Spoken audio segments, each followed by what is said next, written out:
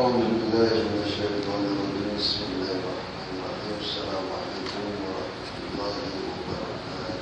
وعليكم السلام. الحمد لله رب العالمين وبه نستعين على أمور الدنيا والدين والصلاة والسلام على أشرف الأنبياء والمرسلين وعلى آله وأصحابه أجمعين أما بعد.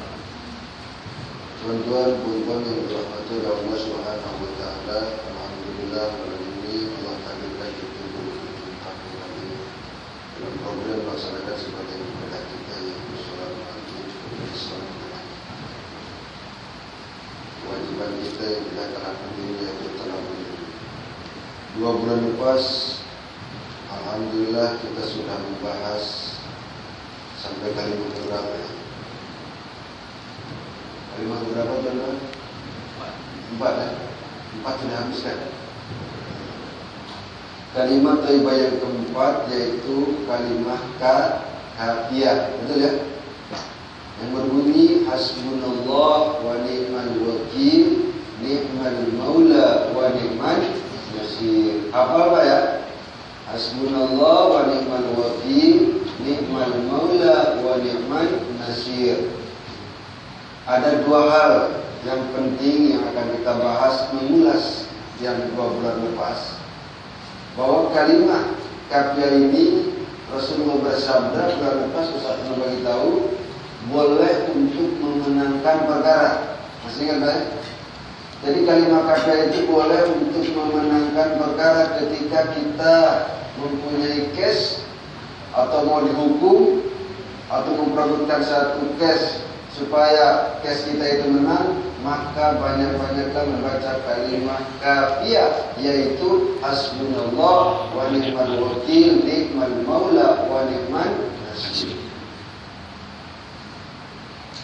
Tuan-tuan, puan-puan sekalian, kita punya kawan, mungkin Tuan Haji dah tahu yang namanya Warazikin yang baru datang.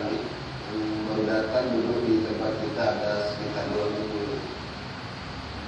Ketika suatu hari dia ikut ceramah dengan kita, terus kebetulan bahwa tajuknya itu kalimat kafiyah, menerangkan ditekankan bahwa kalimat kafiyah boleh untuk memenangkan perkara.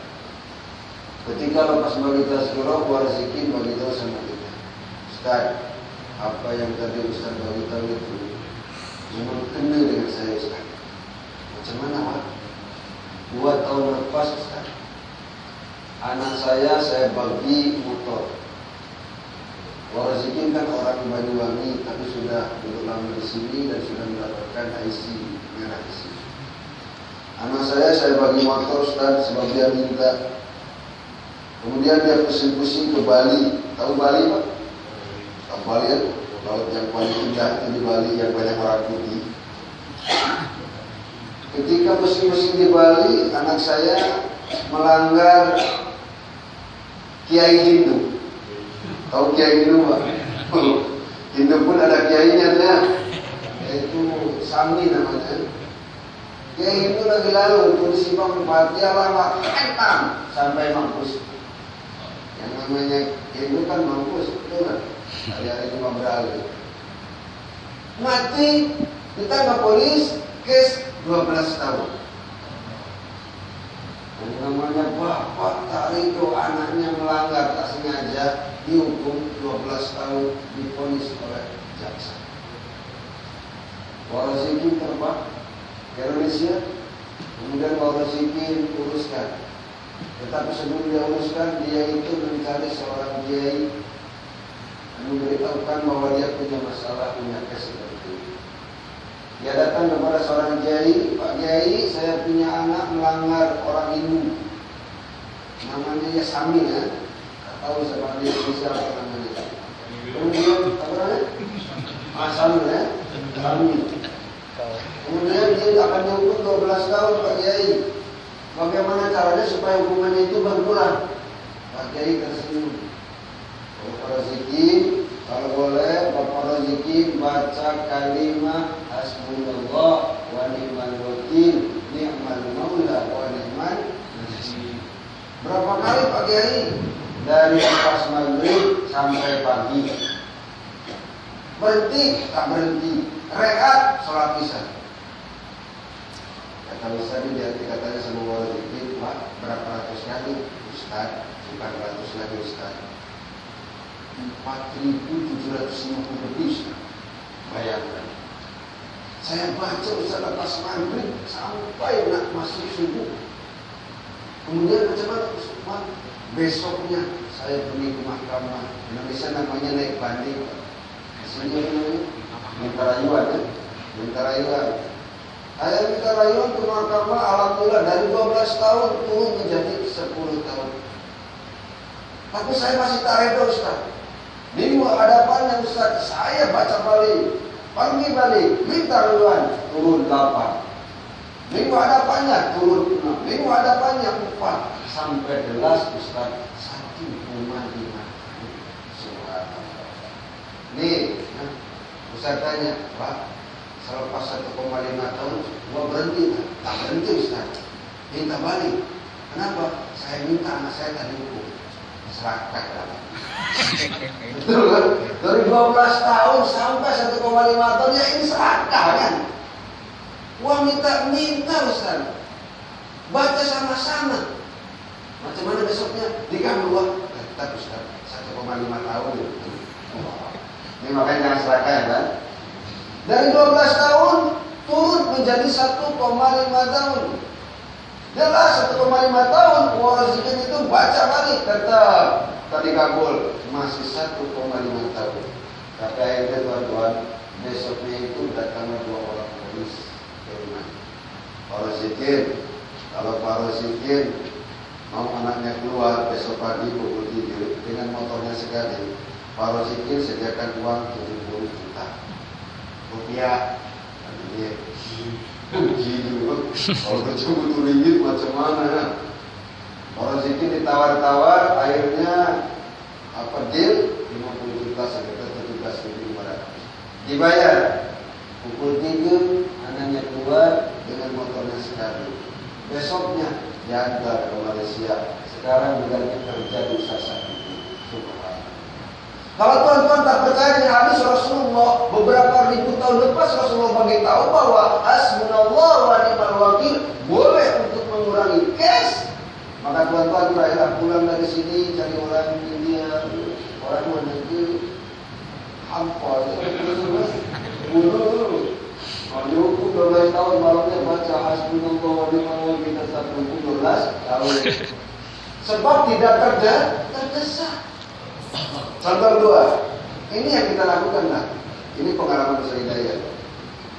2 minggu lepas hujan lebat di Meru. Kebetulan jalan Gempas itu banjir. Ustaz kuliah subuh di Darul Muslimin Jalan Kopi. Selepas kuliah subuh kita gerak untuk mengajar bahasa Arab di Salah Pasar 2. Masuk jalan Gempas ternyata tertutup air, tergenang air. Kita di belakang, di depan kita itu ada kereta Innova. Kereta Innova laju jauh. Kereta Ustaz di belakang. Innova lepas dalam hati. Innova lepas, kata bacaan lepas. Ketika kereta Ustaz masuk dalam air, alhamdulillah kereta kita rosak. Dalam hati ya Allah sudah pukul 7.30, ada orang mau ngajar bahasa Arab. Tengok ke kanan air, tengok ke kiri air, telepon kawan ada yang angkat, hari Ahad cuti. Disitulah tuan-tuan hati menangis. Mau turun pakai jubah, takkan aku berenang. Mau ditolak sendiri, minta sama Allah. Doa baca, doa apapun saya baca. Subhanallah dibaca, innalillah dibaca, semua dibaca. Start engine tak dikabul. Nak nangis, baca balik. Kebetulan ingat hasbunallah wa ni'mal wakil, ni'mal maula wa ni'mal nasir. Dibaca beberapa kali, Pak. Start engine tak boleh. Macam mana ya Allah ya Rabbi. Baca balik. Yang ketiga kali alhamdulillah start boleh. Dalam hati alhamdulillah ya Allah. Maju sampai berjalan, ngajar, balik sampai Ma'ad, kereta oke. petang mau kuliah maghrib, start engine tak boleh, mati total. Baca hasbunallah wa ni'mal wakil, tetap mati total. Akhirnya panggil pomel. Sebab terdesak. Kalau tuan-tuan tak percaya, bawa kereta ada kolam, masuk. Simpan 5 menit, baca hasbunallah wa ni'mal wakil, ni'mal maula wa ni'mal nasir, insyaallah ditarik sama lori. Sebab tidak terdesak. Ilmu Allah bukan untuk dicoba-coba, tuan-tuan. Tapi ilmu Allah adalah ilmu inayah, artinya ilmu pertolongan yang mendadak atau tiba-tiba. Ini kisah yang 2 minggu lepas kita alami dengan kawan kita. Dan malam ini insya Allah kita akan membahas kalimat thayyibah yang kelima, yang dinamakan dengan kalimat musabbihah. Apa tuan-tuan? Musabbihah. Ini jamu apa kopi? Yang mestinya dibagi kopi, oh itu bukan ustaz, tapi tuan-tuan tuh. Tuan-tuan wajib dibagi kopi 1 orang seorang supaya tidak ngantuk. Kalau ustaz kopong tak akan ngantuk. Kita kan ada penceramah. Nanti menyebar satu ceramah, bisa hidayah ceramah ngantuk. Dibaca di Indonesia, tuan-tuan. Ini nanti saya kalau bapak-bapak itu ketika kita ceramah ini bagi satu kopi hitam. Oh, tapi kopi hitamnya yang masih dedak, yang dedaknya itu masih banyak. Bagi satu-satu. Ketika diminumkan yang penting kumis dan janggut. Untung kalau kumis janggut lain masih hitam, kalau putih nampak. Indonesia udah kumpul, panas, hangat, sambil isap rokok. Mantap dia babi. Tengok, habis kopi, habis rokok, tidur. Yang kelima yaitu kalimat musabbihah. Apa arti daripada kalimat musabbihah? Musabbihah artinya mensucikan. Asal kata sabbaha yusabbihu. Kita mengenal yaitu tasbih. Tasbih artinya bertasbih atau mensucikan kepada Allah. Betul Pak? Kenapa dikatakan al-musabbihah? Dari kata sabbaha yusabbihu, apabila ditambahkan mu di awal kalimat, maka artinya orang yang mensucikan. Sabbaha artinya mensucikan, kata kerja. Kalau ditambahkan mu di awal kalimat, di awal katanya menjadi sabbaha musabbihun, artinya orang yang mensucikan. Contoh balik, salama artinya selamat. Ditambahkan mu di awal menjadi muslim, orang yang selamat. Betul Pak? Yang lain, azana yu'azzinu azan. Orang yang azan namanya bukan Bilal, Muazzin. Ini Bilal. Namanya Muazzin. Betul. Zaka yuzaki artinya membersihkan diri, membersihkan harta. Orang yang berzakat namanya muzaki. Paham Pak?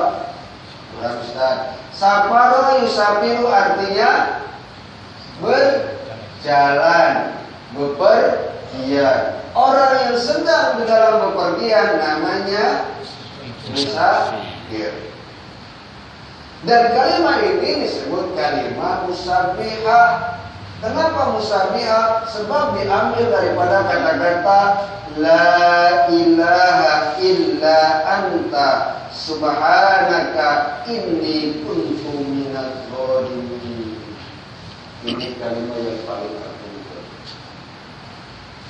Kalimat yang kelima yang dinamakan kalimat musabbihah adalah kalimat mensucikan Allah. Diambil daripada kalimat la ilaha illa anta subhanaka. Subhana artinya mensucikan. Aku mensucikan kepadamu ya Allah. La ilaha, tidak ada ilahun Tuhan illallah, kecuali Allah. Subhanaka, aku mensucikan kepada kamu ya Allah. Ini sesungguhnya aku ada minadz zalimin, termasuk orang-orang yang zalim.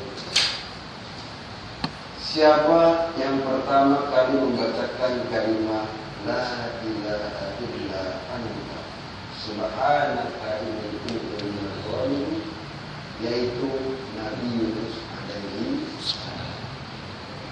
Betul Pak? Ketika Nabi Yunus alaihi salam, dia seorang nabi dan berdakwah di depan kaumnya.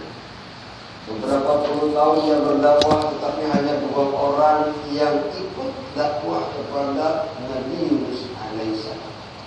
2 orang lah, bukan 2000, 2 orang. Sampai-sampai Nabi Yunus alaihissalam jengkel. Orang Indonesia cakap jengkel. Ini apa ya? Merajuk, marah, geram. Ribuan penduduknya, pengikutnya. Ketika Nabi Yunus alaihissalam berdakwah, hanya 2 orang yang mengikuti dakwah Nabi Yunus alaihissalam. Kemudian Nabi Yunus meninggalkan. Tetapi sebelum meninggalkan, dia meminta kepada Allah, ya Allah, aku meminta kepadamu bagi azab mereka ini. Tetapi Allah Subhanahu wa taala membagi waktu kepada Nabi Yunus, Yunus, aku bagi hanya 40 hari. Kalau lepas 40 hari mereka tetap masih tidak untuk ikut kepadamu, untuk berdakwah mengikuti ajaran tauhid, maka tinggalkanlah dia. Nabi Yunus dari hari pertama sampai hari ke-37. Ketika hari ke-37, Nabi Yunus alaihissalam tidak tahan, tidak sabar, jengkel, merajuk. Akhirnya Nabi Yunus alaihissalam meninggalkan kaumnya, naik bukit, kemudian berdoa, ya Allah, bagi azab kaum ini ya Allah. Allah mengabulkan azab kepada kaumnya Nabi Yunus alaihissalam. Tetapi ketika Nabi Yunus meninggalkan hari ke-37, azab datang dari Allah. Nabi Yunus sudah pergi, kemudian azab tersebut datang kepada kaumnya. Kaumnya melihat azab datang, maka kaumnya bertobat. Tetapi Nabi Yunus alaihissalam terus meninggalkan kaumnya.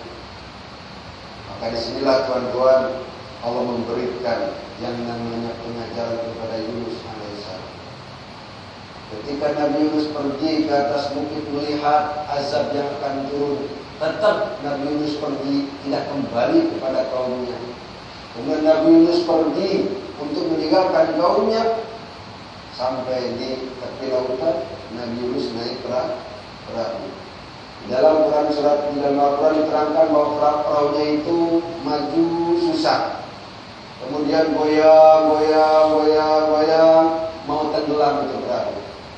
Nabi Yunus kemudian berkata, perahu ini, kapal ini nak tenggelam sebab ada orang yang durhaka kepada Allah, meninggalkan kaumnya. Yang ada orang-orang yang ada di dalam perahu tersebut, di dalam kapal tersebut tidak percaya bahwa Nabi Yunus adalah orang yang zalim, tetapi Nabi Yunus adalah orang yang soleh. Maka mereka tidak percaya. Nabi Yunus beritahu kepada mereka, akulah orang yang menyebabkan terjadinya kapal oleh macam ini. Orang-orang yang ada di dalam kapal tersebut tidak percaya, tuan-tuan sekalian. Maka dibuatlah undian. Kalau di Indonesia namanya arisan. Di sini namanya apa ya? Kalau ibu-ibu suka kutip duit kan, sebulan sekali kumpulkan, kemudian kaca. Ibu Siti, benar? Gitu ya. Di sini apa namanya? Undi ya, diundi. Indonesia namanya arisan. Nabi Yunus diundi. Ketika diundi yang keluar nama Nabi Yunus. Orang-orang tak percaya. Nabi Yunus orang soleh. Kita akan lihat. Wajib balik, undi balik. Nabi Yunus yang keluar. Diundi balik sampai ketiga, Nabi Yunus yang keluar. Akhirnya Nabi Yunus terjun ke dalam laut. Sebelum sampai di laut, ikan zemen, ikan paus dan mana, dan Nabi Yunus alaihissalam masuk ke dalam ikan. Tuan-tuan sekalian, coba bayangkan, ketika berada di dalam perut ikan, gelap gulita, tidak ada makanan, tidak ada udara, apa yang terjadi? Tenaga besar tak boleh. Kita tidak mempunyai kekuatan, tidak mempunyai haul yang nampak, kekuatan yang tidak nampak. Pikiran pun sudah black out. Mau bernapas bagaimana, makan bagaimana di dalam perut ikan. Jangan-jangan di dalam perut ikan, di bilik saja, masuk bilik, ditutup pintu gelap-gelap. Macam mana? Terjadilah 40 hari 40 malam Nabi Yunus alaihissalam di dalam perut ikan. Apa makanan Nabi Yunus ketika ada di dalam perut ikan? Nabi Yunus sudah tidak menggunakan akal, pikiran, logik kalau orang sini cakap, tetapi Nabi Yunus alaihissalam menggetarkan hati, yaitu membacakan kalimat La ilaha illa anta subhanaka inni kuntu minadh dhalimin. Ini turunlah ayat ini tuan-tuan ketika Nabi Yunus alaihissalam merasa bersalah.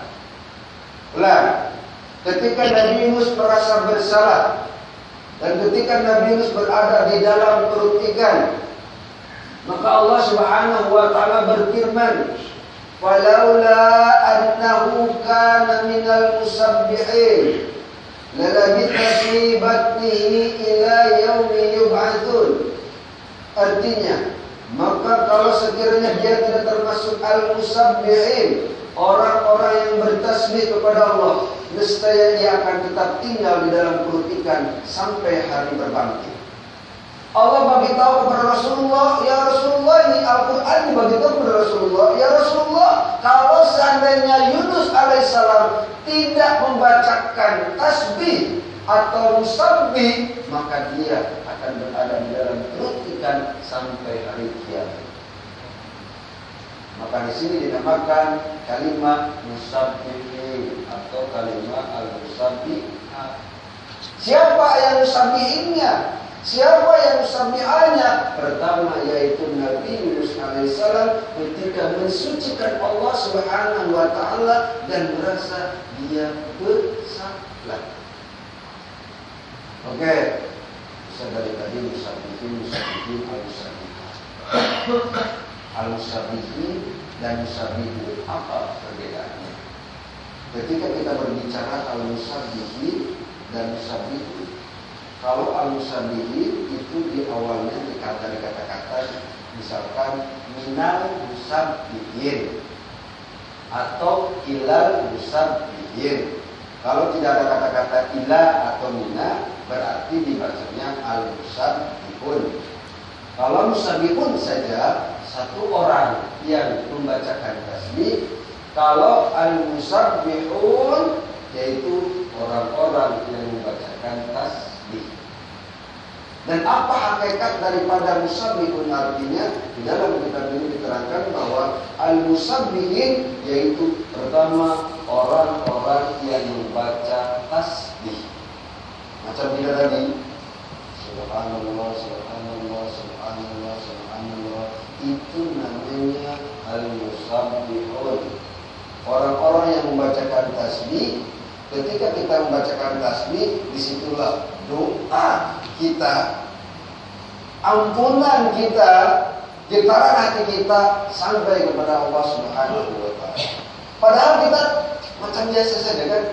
Subhanallah, subhanallah, subhanallah. Disitulah musabbih, orang-orang yang bertasbih. Kemudian al-musabbih ini diterangkan dalam kitab ini, yaitu orang-orang yang mendirikan yuqimunas shalah. Al-musabbihuna huwa alladhi yuqimuna shalah. Orang-orang yang mendirikan salat. Kenapa disebut al-musabbihun, orang-orang yang mendirikan salat? Sebab ketika salat kita selalu membacakan tasbih. Betul Pak?